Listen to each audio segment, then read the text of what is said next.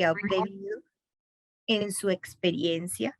Y al final estaremos con el doctor David Ballesteros, quien nos estará compartiendo anticoagulación regional del circuito de extracorpóreo en terapias de reemplazo renal continuo. Entonces, nuevamente, bienvenidos a este tiempo de reunión académica.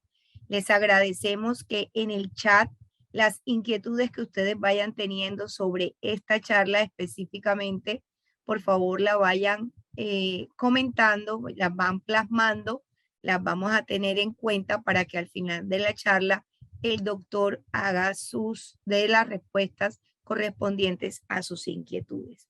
En este momento les presentamos al doctor John Serna Flores. El doctor es especialista en medicina interna y nefrología de la Universidad Militar de Nueva Granada y también es especialista en cuidado intensivo de la Universidad de La Sabana. Actualmente el doctor trabaja en la clínica en el Hospital San Juan de Dios de Armenia y en Oncólogos de Occidente también en Armenia. El tema sobrecarga hídrica, hemofiltración isotónica. Bienvenido, doctor Serna, adelante. Buenas noches, gracias Mónica por la presentación y pues vamos al grano de una vez, pues, porque el tiempo es corto y más el día de hoy para mí. Entonces pues vamos a hablar un poquitico sobre la sobrecarga hídrica, porque es un tema que es bien importante, porque es un motivo de consulta muy frecuente a los servicios de nefrología y casi siempre es una llamada que nos hacen de los servicios de hospitalización, medicina interna, cardiología, unidades de cuidado intensivo, donde pues la llamada es básicamente: yo quiero que me le saque agua a mi paciente porque pues está lleno de agua. Eso pues es algo que ha pasado desde hace mucho tiempo y en esto pues lo que vemos es, es algo que se ve siempre en los pacientes en las unidades de cuidado intensivo, es algo que ha pasado desde hace muchos años y dependiendo muchas veces de la época en que se haya estudiado, los que somos un poquitico más viejos, tuvimos la oportunidad de tener dentro de nuestro bagaje de docencia, donde nos decían que los pacientes había que darles buena cantidad de líquido porque era algo que se necesitaba y que la parte de los edemas era estético. Entonces, encontramos que a los pacientes pues les hacíamos un balance hídrico, generalmente era muy positivo, pero con los años se vio en los estudios que había una disfunción orgánica y el pronóstico era peor en los pacientes que tenían una mayor cantidad de líquido. Con esto pues hay múltiples estudios, pero uno de tantos se hizo con 5.000 pacientes y se encontró que los pacientes que tenían un balance en promedio de más de 4 litros tenían una mortalidad mucho más alta. Y de estos 5.000 pacientes, el 48% se murieron. Y resulta que los pacientes que tenían un balance hídrico menor, que se habían manejado, digámoslo así, un poco más, en forma más conservadora, pues tuvieron una supervivencia mucho mayor. Entonces, desde este mismo momento se comenzó a ver que la mortalidad era mucho más alta en los pacientes cuando el balance hídrico era mucho mayor. Entonces, relacionado con esto, pues entonces se comenzó a pensar qué se podía hacer y cuáles son las consecuencias del hecho de tener un balance hídrico positivo. Los efectos de la sobrecarga hídrica a nivel del organismo pues son múltiples y afecta absolutamente todos los órganos. Dentro de esto pues afecta el tracto gastrointestinal y dentro de esto pues vamos a ver que el paciente va a tener edema de las asas intestinales, obviamente va a haber imposibilidad para la absorción, alteraciones a nivel hepático, del sistema cardiovascular con la sobrecarga hídrica a este nivel y pulmonar, sobrecargas a nivel del sistema nervioso central también tienen sus consecuencias en la parte cognitiva. La piel y los tejidos blandos son los que realmente vemos, pero lo que vemos en la piel y en los tejidos blandos es solamente, como dicen siempre, la punta del iceberg de lo que tenemos, pero vamos a tener a nivel, desde el punto de vista abdominal, aumento del líquido en el interior, y esta hipertensión intraabdominal hoy por hoy es un síndrome que a veces poco lo reconocemos y que nos genera muchas lesiones en los diferentes pacientes.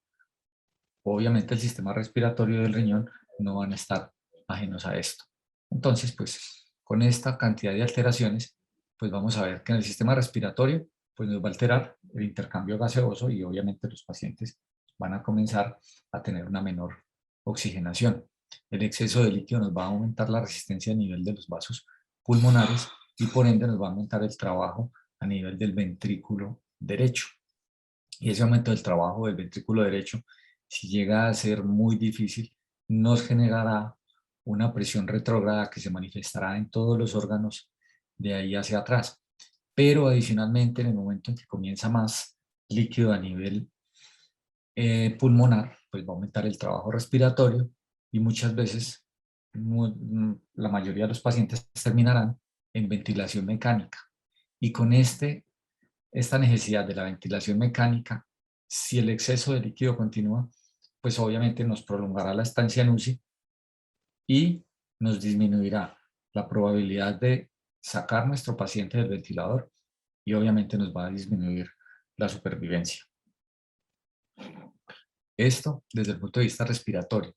Desde el punto de vista renal, pues hay estudios que han mostrado que los pacientes a los que se les aporta mucho mayor cantidad de líquido, el pronóstico va a ser mucho menor porque la sobrecarga hídrica va a hacerse y va a llegar la presión alrededor del riñón, y el riñón es un órgano que tiene una cápsula que no es distensible.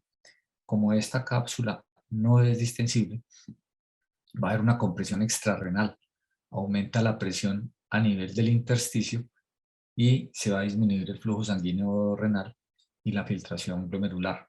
Los estudios hechos entre el 2008 y el 2013 nos muestran que a los pacientes a los que no les cargábamos tanto de líquido, estos pacientes tenían un mejor pronóstico renal en la medida que no se sobrecargaban tanto por las consecuencias de la sobrecarga hídrica que les decía. Muchos de estos pacientes se les hacía una medición de la presión intraabdominal y esta presión intraabdominal daba alta y pues por obvias razones iba a tener lesión renal y de diferentes órganos que mejorarían mucho disminuyéndole la presión a este nivel.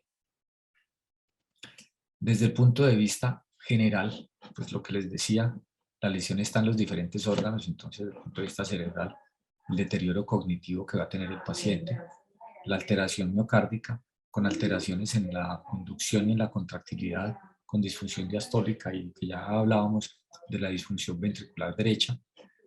En el lado pulmonar, pues lo que les hablaba del edema pulmonar, la alteración en el intercambio gasimétrico y en el incremento del trabajo respiratorio que obligará a que nuestros pacientes terminen intubados. La congestión hepática que la vamos a visualizar porque muchos de nuestros pacientes estarán hipéricos por colestasis. El aumento en la presión venosa a nivel renal, pues nos mostrará que el flujo sanguíneo renal va a estar disminuido y va a disminuir la filtración glomerular con la consabida retención de sodio y de agua. El edema intestinal nos dará la posibilidad de mala absorción y el edema de los tejidos es el que vamos a visualizar como el edema de miembros inferiores y alteración a nivel en la curación de las heridas y obviamente nuestros pacientes van a tener problemas para cicatrizar. ¿Qué nos está ocasionando esto? Pues las causas son múltiples y pues aquí les estoy mostrando unas, digámoslo así, las más significativas, porque pues los pacientes con sepsis y con choque séptico son los que vamos a ver que van a tener la necesidad de mayor cantidad de aporte hídrico y son los que más vamos a ver sobrecargados. Pero, pues obviamente, existirán los otros por la disfunción de su corazón, los pacientes con falla cardíaca congestiva, los pacientes con lesión renal aguda, desde el punto de vista de nefrología, los pacientes con síndrome nefrótico, los pacientes diabéticos con enfermedad renal crónica, también se nos van a sobrecargar, pero adicional a esto, todo paciente que tenga una lesión inflamatoria, los posoperatorios de cirugías grandes, las pancreatitis, todo este tipo de lesiones nos van a llevar a que haya una alteración desde el punto de vista general que nos genere que los pacientes se nos vayan a sobrecargar.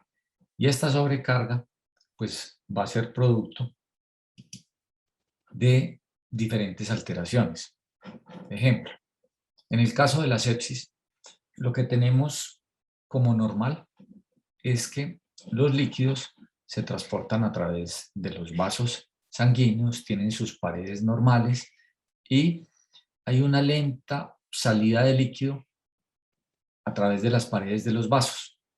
Esta lenta salida de líquidos está dentro de lo normal, pero en los pacientes que por alguna razón presentan algún fenómeno inflamatorio, van a lesionar lo que hay alrededor de estos vasos. Estos vasos alrededor tienen una red que los sostiene, que es el que llamamos el glicocálix y la matriz extracelular, y después de esto pasan por el drenaje linfático y van a retornar a los vasos sanguíneos. Ese es el conducto normal.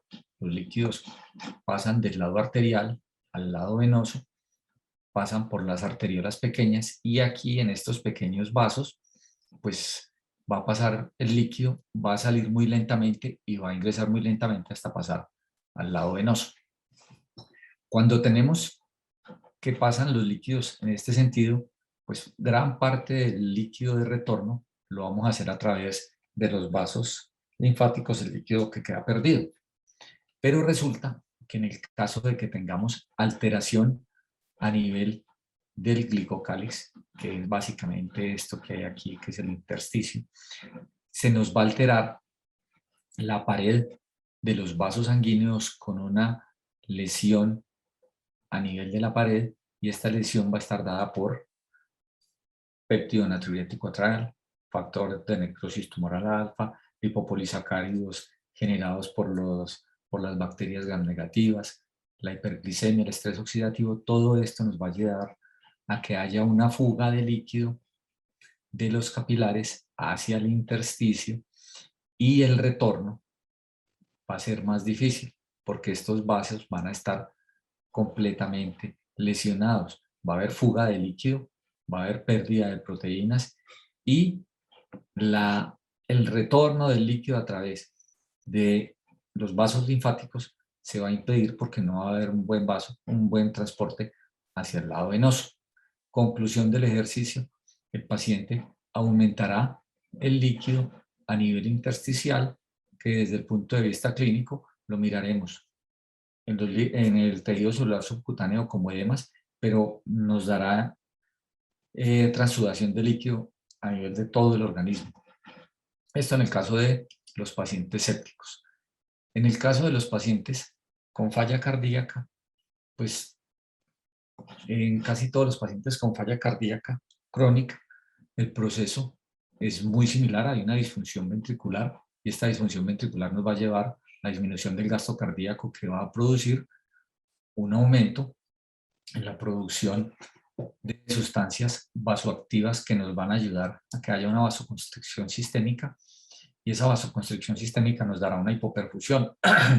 Esa hipoperfusión es de todos los órganos y dentro de esos órganos hipoperfundidos el riñón no está exento y esa disfunción renal nos llevará a que haya un hiperaldosteronismo secundario con aumento en la reabsorción de agua. Obviamente se disminuye la depuración de agua, se va a aumentar el transporte de sodio a nivel distal y se va a reabsorber mucho más sodio que nos va a llevar a una mayor congestión. Pero adicional a eso, cuando utilicemos los diuréticos, en la medida en que lo vamos haciendo, más frecuente, llegará el momento en que haya una resistencia a los diuréticos.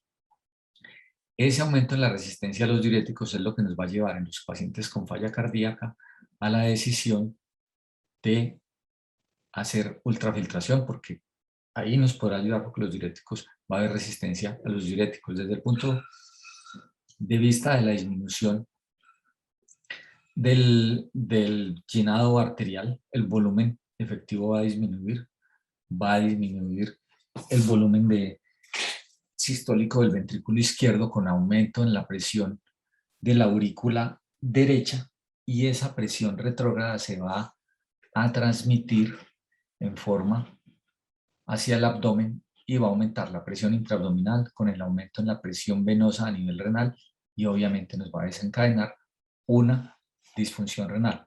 Entonces, la sobrecarga va a ser no solamente por la disfunción ventricular izquierda, sino que eso nos trasladará a una disfunción ventricular derecha, y con el síndrome de hipertensión intraabdominal obviamente tendremos muchos más problemas para tratar de drenar estos pacientes o de manejarlos. ¿Qué podríamos hacer? Siempre que hemos tenido pacientes con cardiología, siempre nos han llamado, vea, tenemos un paciente, o con medicina interna, nos llaman y nos dicen, vea, tengo un paciente de falla cardíaca que no me ha mejorado, llevo varios días y pues no hemos podido desedematizarlo. Entonces, en ese orden de ideas, cuando los evaluamos, pues casi siempre el paciente está muy edematizado, y la decisión de ultrafiltrar o no, pues casi siempre es porque el paciente ya lleva de 2 a 3 semanas de estar hospitalizado, se le han aportado una buena cantidad de diuréticos y el paciente no mejora. La resistencia a los diuréticos se puede definir como una necesidad mucho mayor de diuréticos. La dosis de esto pues no está muy bien definido. Hay quienes dicen que un paciente que necesite más de 80 miligramos de furosemida al día, hay otros que dicen más de 160 miligramos al día de furosemida, ya tiene resistencia a los diuréticos.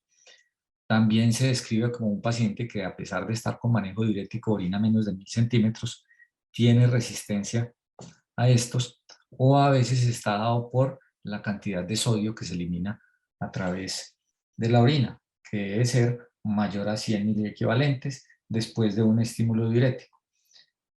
O hay otros que para esto hablan es de simplemente el cuadro clínico, donde se ve que el paciente, pensándolo diariamente, en vez de disminuir, aumenta de peso o permanece igual. En estos casos, pues la fisiopatología, como ya lo hablábamos, nos genera estas alteraciones y nos va a llevar a la sobrecarga de volumen. En estos casos, pues opciones para ultrafiltrar los pacientes, pues ultrafiltración desde el punto de vista de la definición como tal nefrológica es extracción de agua básicamente. Entonces, pues necesitamos sacarle agua. Lo hemos hecho durante muchos años con muchos tipos de equipos y en múltiples circunstancias. Comenzamos con las máquinas de diálisis. Al principio no teníamos máquinas de hemodiálisis que pudieran tener una ultrafiltración controlada. Era muy difícil y pues teníamos muchas complicaciones, pero aún así lo hacíamos porque era la opción que teníamos. Necesitábamos colocar un catéter central fuera de doble luz o catéteres simples, pero necesitábamos dos. Eso pues ya hace unos cuantos años. Luego de la parte de la hemodiálisis pasamos a la diálisis peritoneal. Tuvimos pacientes en diálisis peritoneal con fallas cardíacas refractarias que no mejoraban y que los iniciábamos en un programa de diálisis peritoneal, pero el problema era que pues terminábamos haciéndole diálisis a un paciente que no lo ameritaba, pero pues que de todas maneras era una opción de tratamiento. Al final, los dos tipos de pacientes que tenemos, fueran hemodiálisis o en diálisis peritoneal, terminaban con falla renal y terminaban siendo pacientes renales crónicos. Después pasamos, cuando encontramos las máquinas de CRRT que podían manejar bajos flujos y donde podíamos tener la oportunidad de hacerlo, a bajos flujos y que el paciente no lo tolerara bien, pues lo hicimos con las máquinas que tenemos en las unidades de cuidado intensivo. Cualquier tecnología que exista es válida, se le hacía un procedimiento que su nombre o su sigla en inglés es el SCUF, que es ultrafiltración lenta, continua. La respuesta es buena, pero necesitamos tener el paciente en cuidado intensivo y en los últimos años hemos tenido la oportunidad de hacer un procedimiento que se llama hemofiltración isotónica, donde pues desde el año 2005 se comenzó a promocionar este tipo de procedimientos. Se inició con una doctora que es cardióloga y ella comenzó este tipo de procedimiento en el 2005 con éxito en el comienzo, pero pues obviamente, como todo, tiene que irse depurando en la medida que transcurre el tiempo. ¿Qué hace la ultrafiltración isotónica o el CardioSmart, como está aquí, porque pues es la única tecnología que tenemos en este momento en Colombia? Hacemos una ultrafiltración a través de un filtro de diálisis, pero es un filtro pequeño. Lo que vamos a intentar hacer es extraer agua y sal, entonces por ende no vamos a tener las consecuencias que puede tener una máquina de hemodiálisis donde teníamos que colocar líquido con acetato o con bicarbonato. No vamos a tener que ingresar líquidos al abdomen como en diálisis peritoneal, que son líquidos glucosados en altas concentraciones para obtener unas ultrafiltraciones grandes. No vamos a tener que ingresar nuestro paciente a cuidado intensivo para hacerle una ultrafiltración lenta continua, y el procedimiento es básicamente con un equipo pequeño, con un filtro pequeño, y lo que hace es extraer sodio y agua. ¿Qué ventaja nos dará? Pues nos dará la posibilidad de que podemos remover lo que queremos a la velocidad que queremos y durante un tiempo largo. No nos va a generar trastornos hidroelectrolíticos de potasio, de magnesio, no nos va a dar exceso de glucosa, no vamos a tener riesgos, o al menos es mucho menor, pero muchísimo menor, de hipotensiones y de hacer lesiones renales repetitivas como sucede en diálisis, y obviamente vamos a tratar de conservar más la función del riñón. Entonces, con este equipo logramos romper el círculo vicioso que existe cuando tenemos falla cardíaca, y así nos evitamos que este círculo vicioso siga existiendo y se rompe a través de la hemofiltración isotónica.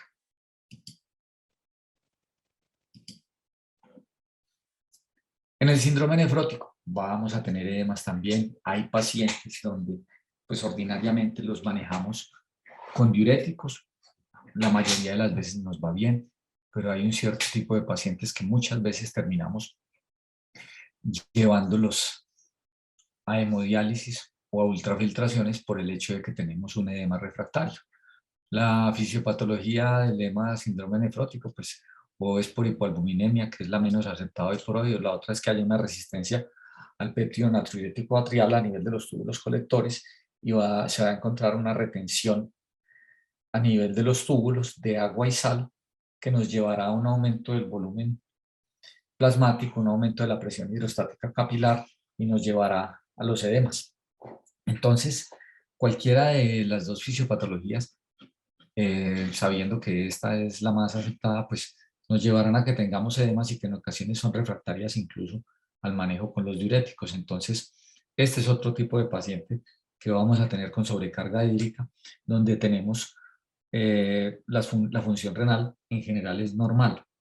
Hay otro sinnúmero de pacientes, un ejemplo muy puntual, en las unidades oncológicas siempre es necesario hidratar muy bien los pacientes antes de iniciar las quimioterapias, y son pacientes que por lo complejos, por las comorbilidades que tienen, por la misma quimioterapia que se les da, son pacientes que tienden a retener líquidos frecuentemente, y muchas veces el problema es la sobrecarga hídrica y siguen con función renal normal. Entonces, pues tenemos síndromes de hipertensión intraabdominal con cierta frecuencia que a veces lo solucionamos con paracentesis, con diuréticos, pero nos toca en ocasiones hacer hemofiltración isotónica y ha sido una solución para estos pacientes que pues se ven con múltiples comorbilidades y múltiples problemas y a veces esto es una solución para ellos.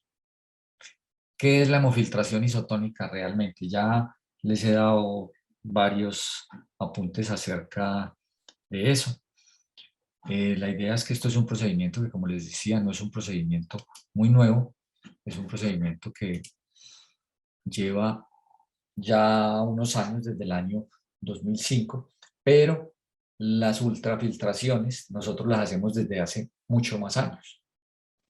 Yo soy nefrólogo desde el año 92, no hagan cuentas, pero desde el año 92 me llaman, venga, sácame el líquido a los pacientes.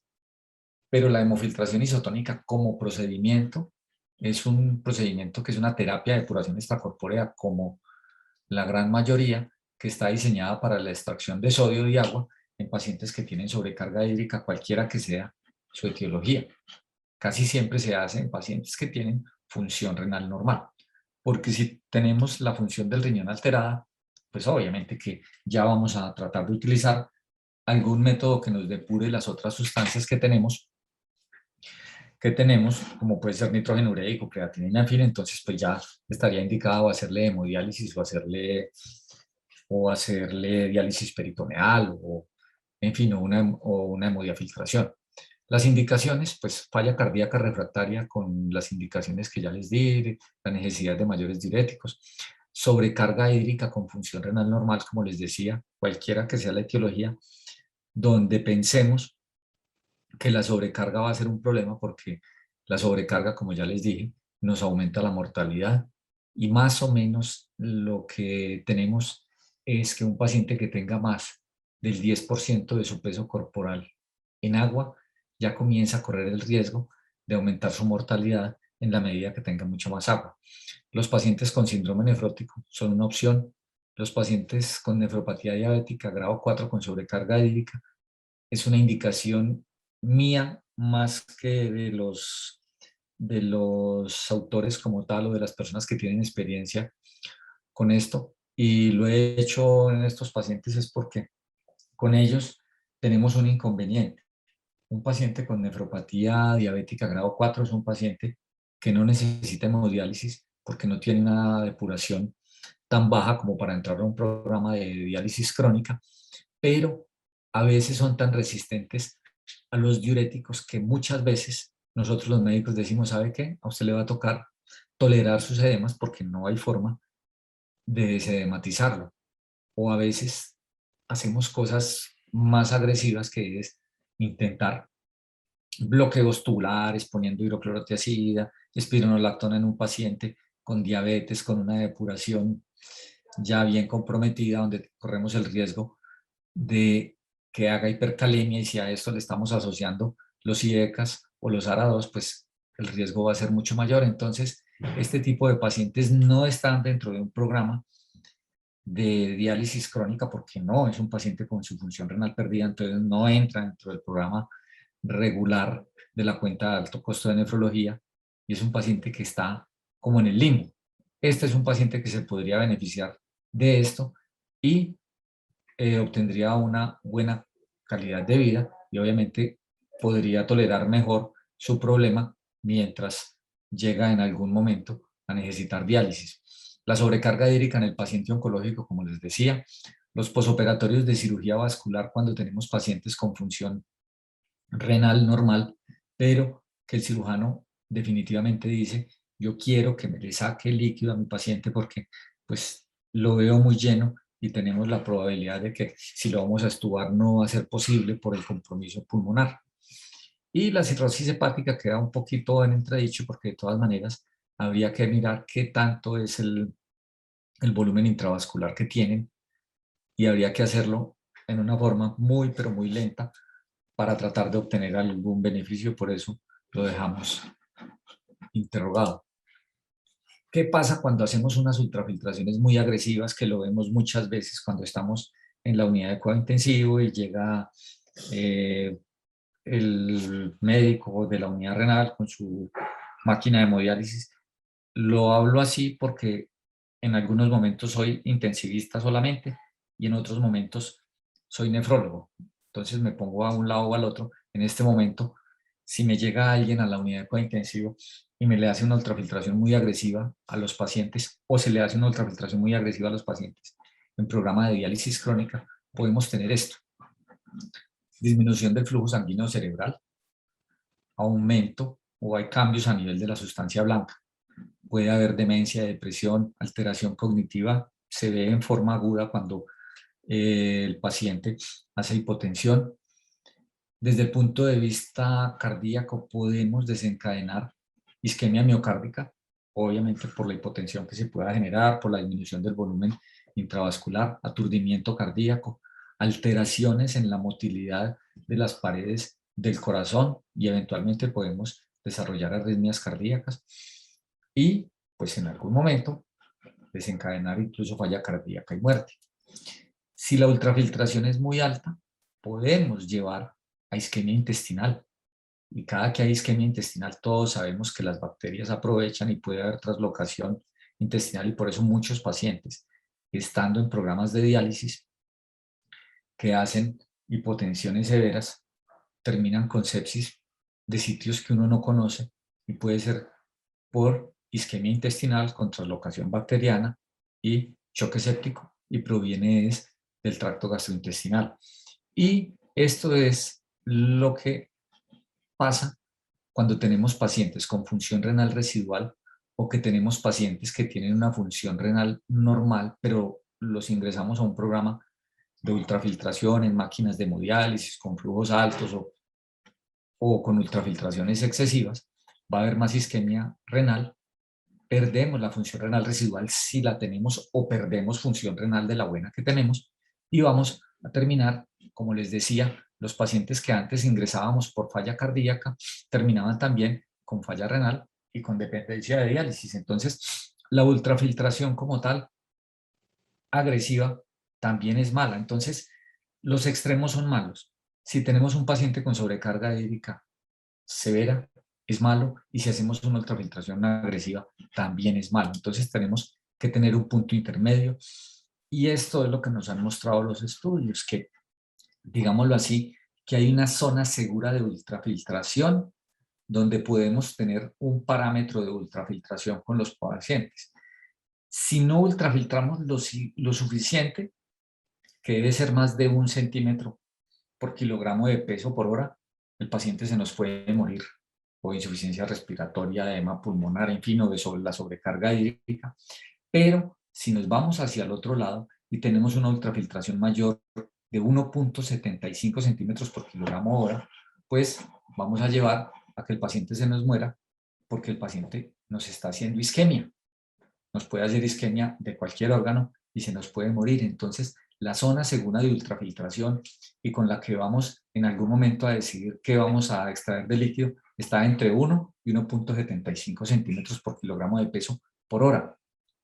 Por eso muchas veces cuando llega uno a las unidades de cuidado intensivo y le dicen, venga, necesito que me le saque líquido, uno le pone un volumen determinado y siempre le dicen, hombre, ¿por qué le va a poner tan poquito si usted no lo ve que está muy sobrecargado? Resulta que es que la sobrecarga no se generó de un día para otro. Y como no se generó de un día para otro, pues no lo vamos a hacer de un día para otro. Entonces, pues tratamos de que no sean ultrafiltraciones muy grandes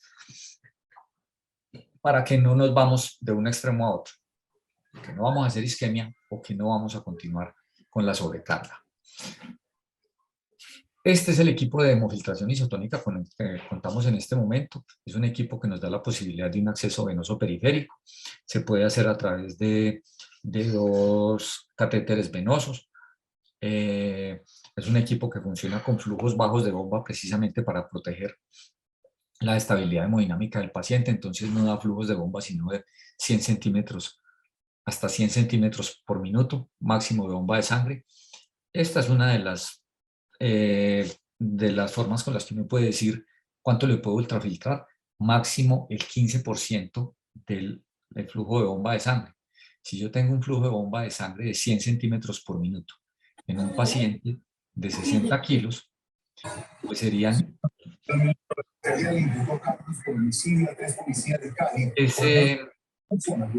eso nos daría 100 por 60, nos da 6.000 centímetros, y el máximo de ultrafiltración serían 900 centímetros, que es una cantidad exagerada, pero lo podríamos hacer. ¿En quién lo podríamos hacer? En un paciente que tengamos en un edema pulmonar inminente, ya de intubación, entonces podríamos hacer eso, pero se hace por cortos tiempos. Si lo hace uno en un tiempo más prolongado, llevará al paciente a inestabilidad hemodinámica, se le hipotensará, pronto le hace paro, entonces eso es lo máximo. Los estudios, que hay varios estudios, dentro de esos el estudio ONLOAD, que es hecho con 200 pacientes. Este estudio nos muestra que la ultrafiltración ojalá no sea mayor a 200 centímetros por hora. Cuando se hace mayor a 200 centímetros por hora vamos a tener la posibilidad de que la creatinina nos aumente. La ventaja de la hemofiltración isotónica, no necesitamos unidad de cuidado intensivo, nos da menos inestabilidad y el procedimiento va a oscilar entre 8 y 72 horas. ¿Cómo podemos elegir otra ultrafiltración? Puede ser con base en la presión arterial. Si la presión sistólica es menor de 100, tratar de no ultrafiltrar más de 150 centímetros por hora. Si la sistólica está entre 100 y 120, podemos llevarlo a 200. Y si está mayor de 120, podemos llegar hasta 250, pero como les decía, muchos estudios han mostrado que ultrafiltraciones mayores a 200 no son convenientes.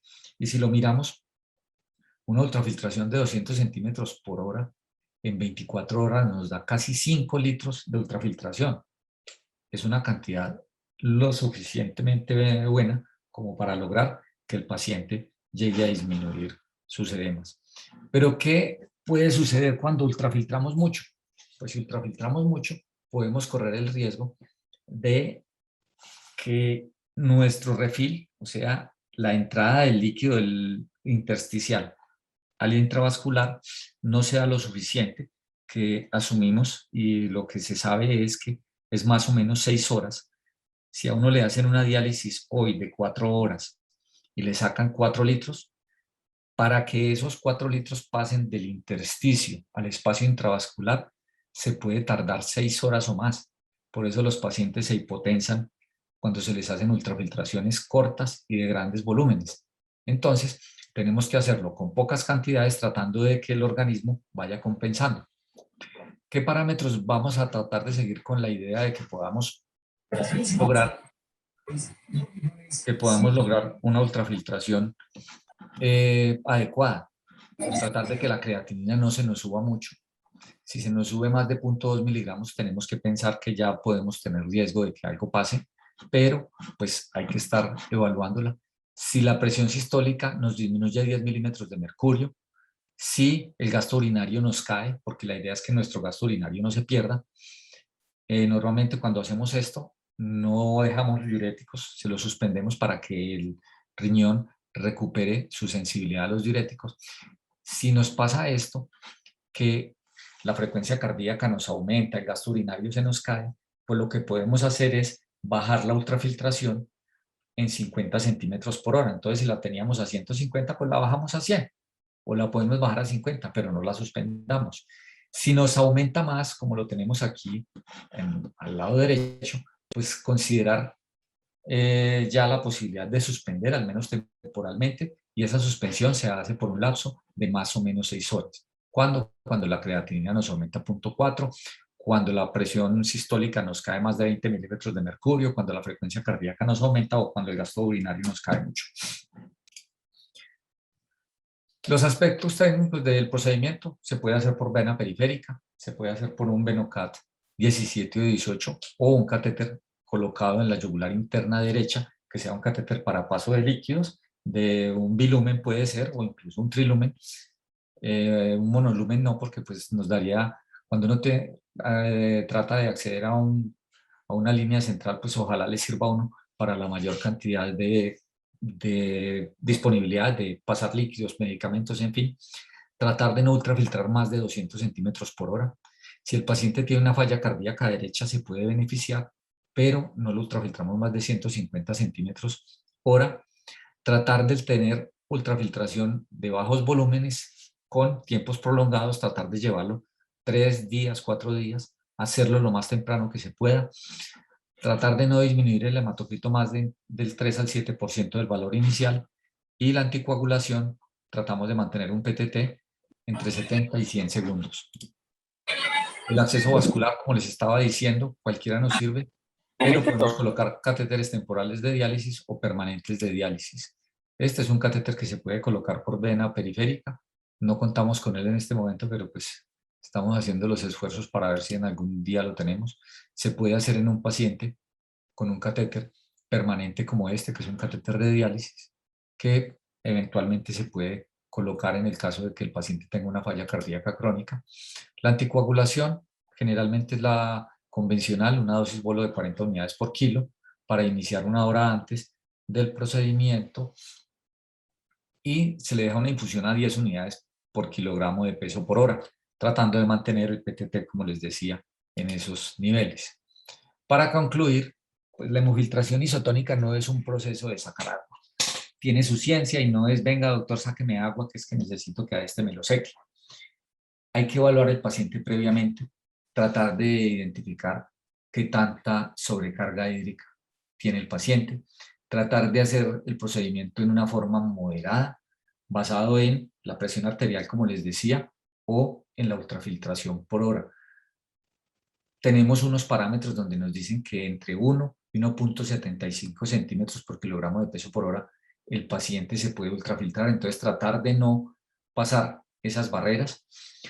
La otra opción, me he extraído de los pacientes en hemodiálisis, tratar de no extraer más de 13 centímetros por kilogramo de peso por hora, porque el riesgo va a ser muy alto de que hagan hipotensión, isquemia, incluso se nos infarten, accidente cerebrovascular, en fin.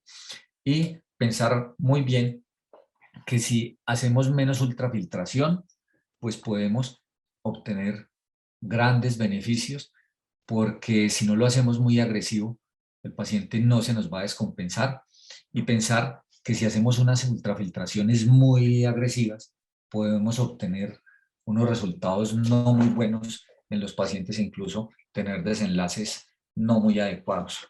Entonces, pues es lo que pienso que tenemos como conclusiones. Esto es un procedimiento en vivo, pues donde básicamente lo que les quiero mostrar es que es un procedimiento simple. Ahí se le están ultrafiltrando 150 centímetros por hora. Hasta el momento ha eliminado 660 y el flujo de la bomba de sangre es de 65 centímetros por minuto. Lo que sale es agua y sal, entonces lo que vamos a ver es un líquido completamente transparente y pues se maneja lentamente. El paciente pues en este momento estaba en una unidad renal hospitalizado. Se puede hacer compresiones de este tipo y se hace a través de un catéter. Este es un catéter central para paso de líquidos, donde una línea que utilizamos es la extracción de líquido y la otra la tenemos en el antebrazo del paciente, que es por donde estaba ingresando la sangre. Esto es básicamente lo que tenía para comentarles. Muchas gracias. Doctor, muchísimas gracias por la intervención. Tiene en el chat un saludo desde Cúcuta de la doctora Semanay, donde nos comenta que tiene 3 años de experiencia con Cardiosmart y realmente ella lo recomienda, que es muy efectiva, económico. Y la doctora Sandra Narváez había preguntado si en la hemofiltración isotónica se ha visto efectos como hiponatremia, y la doctora allí de una vez comunicaba que ya no ha tenido pacientes con hiponatremia. Le dejo libre para que le conteste a la doctora Sandra. Realmente el procedimiento, como está diseñado solamente para extraer agua y sal. Si uno tiene un sodio de 130, el sodio en sangre del paciente queda en 130 y uno lo puede hacer muy fácil. Mide el sodio en el líquido dializado y mide el sodio en el líquido del paciente y debe ser exactamente igual. Pero hiponatremias no hemos tenido y inestabilidades hemodinámicas tampoco. Y como pues todas las cosas tienen algún desenlace, hemos tenido desenlaces buenos en pacientes que no tienen un compromiso cardíaco tan severo, pero la mortalidad de los pacientes con esta terapia está básicamente dada por la misma enfermedad de base, o sea, la falla cardíaca es la que en últimas determina el pronóstico del paciente, pero estamos hablando de calidad de vida y en calidad de vida es mejor estar sin edemas, sin disnea y obviamente en unas condiciones pues mucho mejores que estar en la casa pues ahogado. Esto también disminuye y se ha visto en los estudios que se disminuye las tasas de hospitalización cuando el paciente ya está compensado y uno lo ingresa a un programa regular de hemofiltración isotónica que sería el ideal en los servicios de falla cardíaca y los servicios de cardiología. Sería ideal tener pacientes en estas condiciones. Esto era lo que tenía para contarles el día de hoy. Espero que Gracias, doctor. tengan una buena noche. Muchísimas gracias. Están preguntando si hay algún estudio de SCUF versus CardioSmart. No, no hay estudios de SCUF versus CardioSmart. Hay estudios de SCUF versus diálisis peritoneal. Hay estudios donde muestran el SCUF comparado con el manejo médico general de diuréticos. Y en general, los pacientes tienen mejores respuestas, se disminuyen las presiones pulmonares, se mejora el gasto cardíaco. En ese estudio que hay con SCUF muestran eso, mejoría del gasto cardíaco, hay disminución de las resistencias vasculares pulmonares, aumento del gasto cardíaco, disminución de los edemas y el paciente mejora clínicamente. El desenlace, muchos de los pacientes fallecen, pero fallecen por la condición cardíaca tan precaria que tienen. Entonces, pues, es cuestión de poner sobre la balanza cómo queremos tener nuestros pacientes. Esta es una opción donde no tenemos procedimientos tan grandes, donde no tenemos que tener equipos tan sofisticados que no son tan difíciles de manejar y esto comparado con tener un paciente hospitalizado 3, 4, 5 semanas con diuréticos, tratando de hacer maravillas y milagros con goteos de infusión de furosemida y cosas que en últimas ya el riñón no nos da para más y necesita una ayudita. Sobre todo que cuando suspendemos los diuréticos y los ponemos en hemofiltración isotónica, los diuréticos recuperan su capacidad de actuar sobre el riñón y nos van a dar una mejor respuesta. Muchas gracias por participar y a ustedes gracias por la atención. Que tengan buena noche. Buenas noches, doctor. Muchísimas gracias por estar aquí en este día. Que le vaya muy bien en su reunión. Vamos a invitar